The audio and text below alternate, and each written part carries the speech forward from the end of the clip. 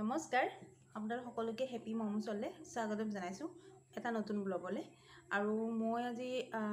আৰম্ভ কৰিছোঁ যে আমি সকলোৱে জানো যে বেবী বা শিশুৰ মাছাজ বা মালিচ কিমান ধৰণৰ আৰু মানে কিমানেই প্ৰয়োজন মাছাজ কৰিবৰ কাৰণে আৰু মাছাজ কৰিলেনো কি হয় কি নহয় সেইবিলাক আমি সকলোৱে জানো আৰু আমি বিচাৰোঁ যে আমাৰ বেবীটো সকলোৱে বিচাৰে অকল মই বুলিয়ে নহয় সকলো মাতৃয়ে বিচাৰে যে মোৰ বেবীটো বগা হওক সেইটো কিন্তু ভগৱানে দিয়া ক'লা কাক কি ক'লা দিয়ে কাক বগা দিয়ে সেইটোতো ভগৱানে জানিব নহয় জানো তথাপিও আমাৰ মাতৃবিলাকৰ মন যে মোৰ বেবীটো বগা হওক আমি সকলোৱে বিচাৰোঁ তেনে ক্ষেত্ৰত আমি কিছুমান বস্তুৰে মানে কিছুমান তেলেৰে মালিচ কৰিলে নিশ্চয় আপোনালোকৰ বেবীটো বগা হ'ব আৰু যেতিয়া প্ৰেগনেঞ্চিৰ সময়তো খোৱা বোৱাত কিছুমান বহুত বস্তু খাব লাগে সেই বস্তুখিনি খালে আপোনালোকৰ বেবীটো নিশ্চয় মানে গৰ্ভৰ পৰাই বগা হৈ আহিব তেনেকুৱা ভিডিঅ' মই বনাম বাৰু আপোনালোকে মোৰ ভিডিঅ'বিলাক চাব আৰু ভিডিঅ' চোৱাৰ আগতে আপোনালোকে মোৰ চেনেলটো ছাবস্ক্ৰাইব কৰি দিব মই যাতে আপোনালোকৰ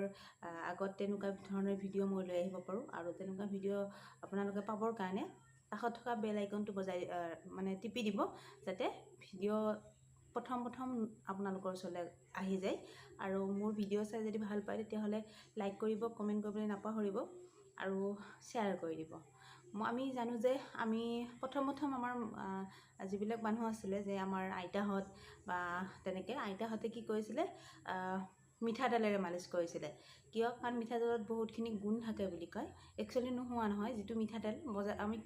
কিনি অনা মিঠাতেলটোত নহয় যিটো আমি ঘৰতে পেৰা মিঠাতেল সেইটো বহুতেই ভাল বা বহুত ধুনীয়া হয় কাৰণ পেৰা মিঠাতেলৰ গুণটো সঁচাকৈ বহুত ভাল কিন্তু আজিকালি পেৰা মিঠাতেল পোৱা নাযায় সেইকাৰণে ঘৰত যিটো মিঠাতেল আমি কিনি আনো সেই মিঠাতেলত যিটো পেৰা মিঠাতেলৰ গুণ সেইখিনি আমি নাপাওঁ কাৰণ সেইটো আছিলে পিয়'ৰ মিঠাতেল আৰু এতিয়া আমাৰ বহুত ভেজাল হয় মিঠাতেলটো সেইকাৰণে আৰু আমি কি কৰিব লাগে যে আজিকালি মিঠাতেলেৰে সেই ভেজাল মিঠাতেলেৰে আমি মালিচ কৰিলে আমাৰ লাভ নাই আৰু সেইকাৰণে আজিকালি বেবীৰ কাৰণে স্পেচিয়েল মানে কিছুমান তেল আছে সেই তেলবিলাকেৰে মালিচ কৰিব লাগে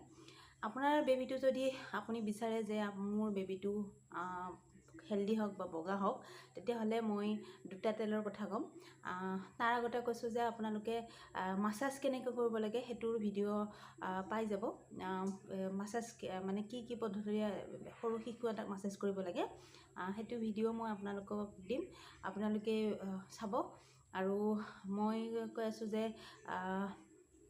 মাছাজ প্ৰথমটো হৈছে মোৰ আমি নাৰিকল তেল ব্যৱহাৰ কৰিব লাগে নাৰিকল তেল ব্যৱহাৰ কৰিলে কি হয় যিটো নাৰিকলৰ তেলৰ গুণ থাকে আচলি নাৰিকল তেলটো নাপায় নহয় জানো কিন্তু যিটো নাৰিকল তেল আছে সচৰাচৰ আমি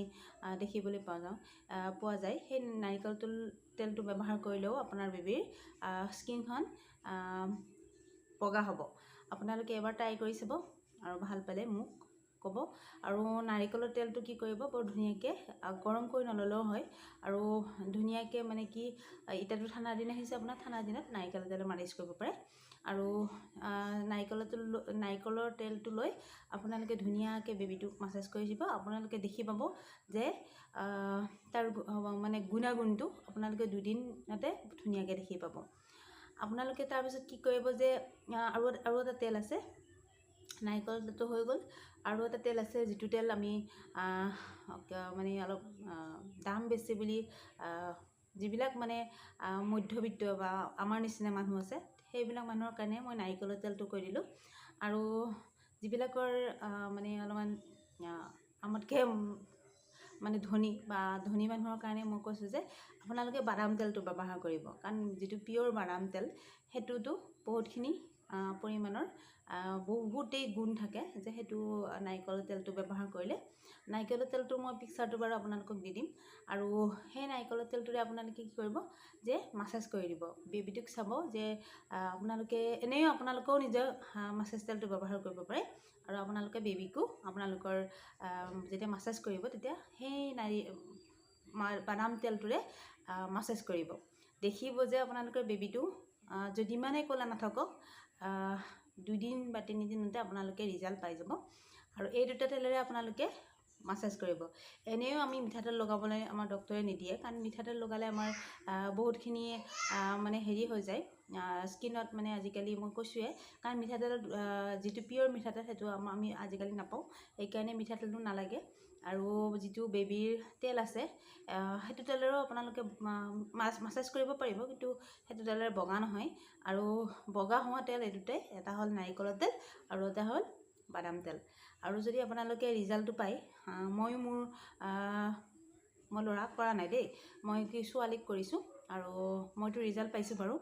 আৰু সেইটো আপোনালোকক জনালোঁ। আৰু আপোনালোকৰ যদি ৰিজাল্টটো ভাল পায় তেতিয়াহ'লে মোৰ